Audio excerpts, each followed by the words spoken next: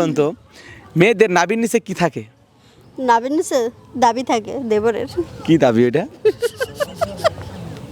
ওই যে বলে না ভাবি যে দাবিটা তোমার ওইটাই। নাভির নিচে আমার একটা দাবি, ওই তাই? দাবিটা। ওই দাবিটা আসলে সত্যি সত্যি? আচ্ছা যাই হোক, তাহলে এটা কি হবে ওটা আপনি কোন জানেন?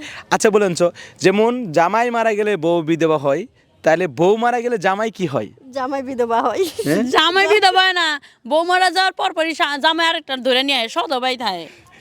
ওটার অনুযায়ী একটা ওভাবে কথা বলতে হবে, সেটা কি হবে? ওটাকে বিধবাই বলা হয় না? বিধবাই তো বলা হয়। না, অন্য কিছু হবে। নারী ছাড়া পুরুষ তাকে বলা হয়। না আপু, আপনি বলেন যে। না, আমিও পারতেছি না। পারবেন না?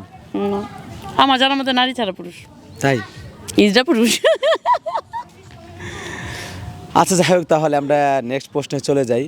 কোন জামা গায়ে দেওয়া যায় না? আপনার মতো জামাই গায়ে দন জানা। আমার মধ্যে গরজামাই যে থাকে এটা গায়ে দেওয়া যায় না। না।